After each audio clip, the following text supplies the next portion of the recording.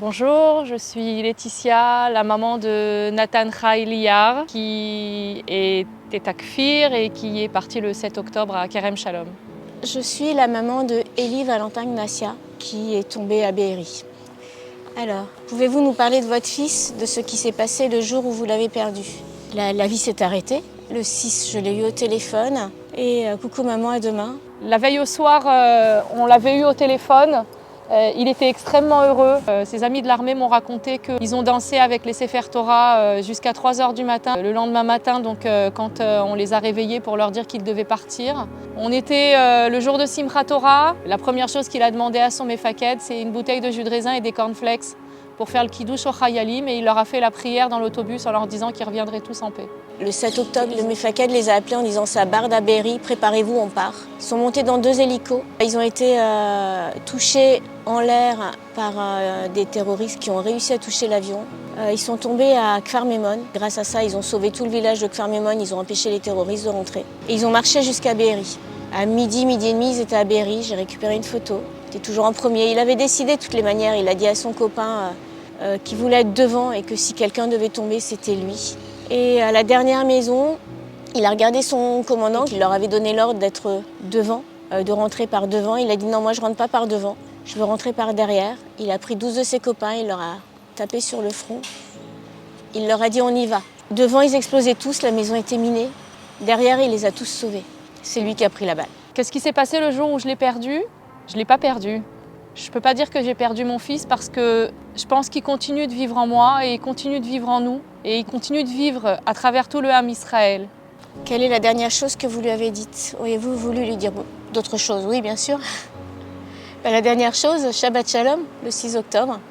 À demain, mon chéri. Je t'attends avec impatience à Montpellier, puisque tu as bientôt fini. Amuse-toi, mange bien pour Simchat Torah. Éclate-toi. Ça, en général, il ne se privait pas de ça. J'avais pour habitude de demander à Nathan s'il avait bien mangé, s'il avait bien dormi. Les préoccupations de toutes les mamans. Et on terminait toujours la conversation, je lui disais je t'aime et il me disait je t'aime Mams. C'était comme ça et c'est comme ça que ça s'est passé aussi la veille de Simchat Torah. On s'est appelés et on s'est dit Chag Sameach. J'ai vu qu'il était heureux.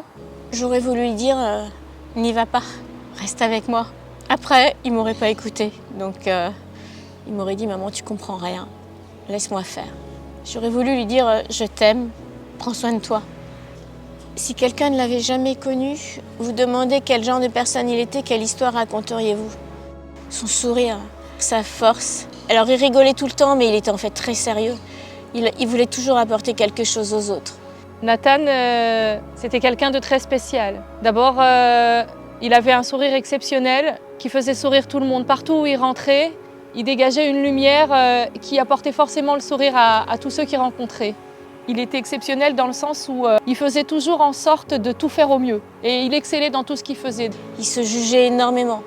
Valentin, il faut que tu sois fort. Valentin, il faut lever la tête. Moi, j'avais pas le droit de me plaindre. Allez maman, arrête, lève la tête. Tes copains, ils les aidaient. Il fallait qu'ils gagnent tout le temps. Il y avait des concours, quelquefois de pompe, il fallait qu'il gagne. Même s'il avait des plus forts que lui, avec son mental, il gagnait tout le temps. Il était aussi artiste. Il adorait jouer de la musique. Il jouait du piano, de la batterie, de la guitare. Et il aimait réunir les gens autour de lui avec ses instruments. Tout ce qu'il faisait, il le faisait dans le but de toujours faire le meilleur, comme si c'était une réelle compétition contre lui-même, mais avec toujours cette humilité que tout ce qu'il faisait, c'était pas pour lui, c'était pour le Ham Israël. C'était une personne bonne, généreuse, épuisante quelquefois parce qu'il parlait tout le temps, mais toujours le sourire. À partir du moment où il est venu en Israël, il avait trouvé sa place. Son but, c'était pas la réussite individuelle, mais la réussite collective. S'il pouvait vous voir aujourd'hui, que pensez-vous qu'il vous dirait? Avance. Avance, lève-toi. Continue, Mams, t'es au top. Et c'est ce que je m'efforce de faire chaque jour quand je me lève le matin. Va plus loin. Donne. Accepte des invitations. Sors. Fais du sport. Qu'est-ce qui me donne la force de continuer? C'est parce que je le sens en moi. Tous les matins, je m'efforce de me lever, de continuer à vivre, de continuer à sourire, d'avancer pour Nathan, d'avancer pour mes enfants. Le jour où je l'ai laissé à Herzl et que je l'ai vu, puisqu'il fallait que je le voie, il m'a envoyé pas juste un petit rayon de soleil sur le visage, il m'a envoyé une flèche de force Et là, je lui ai répondu ok, je vais lire ton discours. Voilà, il est toujours en moi en fait. Je me sens plus être une personne à part entière. Qu'il faut continuer à vivre et qu'il faut laisser la possibilité à ces enfants de prendre le chemin qu'ils auront choisi. C'est pareil avec ma fille Anaëlle, qui elle a 15 ans, elle est pleine de vie.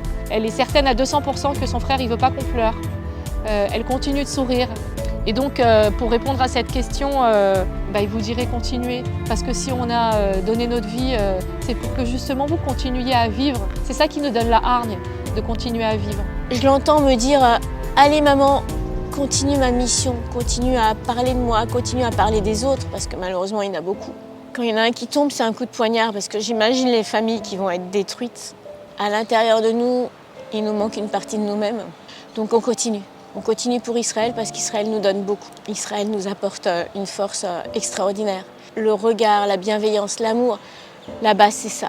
C'est donner de l'amour et faire comprendre aux gens qui ne comprennent pas ce qu'est Israël. Donc voilà mon combat. Ils ont fait un sticker pour Nathan et sur ce sticker, il y a une interrogation qui est Missi Martha Ayom. Qui as-tu fait sourire aujourd'hui? Et ce sticker, il représente Nathan. La force de sourire, quelle que soit la situation, et d'arriver à faire sourire l'autre. Eli n'avait pas encore fait son alia, il était en cours d'alia. Et pendant la Shiva, 2 députés sont venus et m'ont dit « Qu'est-ce que vous avez besoin ?» Je ne sais pas comment c'est sorti de ma bouche, je leur ai dit « Moi, il a donné sa vie, rendez-le-moi israélien. » Le 15 novembre, à la Knesset, est sortie une loi qui s'appelle la loi Eli Valentin Gnassia. Cette loi permet à tous les soldats, et c'est ce côté universel qui est important pour moi, il permet à tous les soldats, même de façon rétroactive, qui sont tombés pour Israël, qui étaient étrangers, qui n'avaient pas encore fait leur alia, d'avoir une Teudat Zehut et d'être un citoyen israélien. Ça, c'est ma fierté. Je me dis, j'ai fait quelque chose pour lui et je pense que d'en haut, il est content.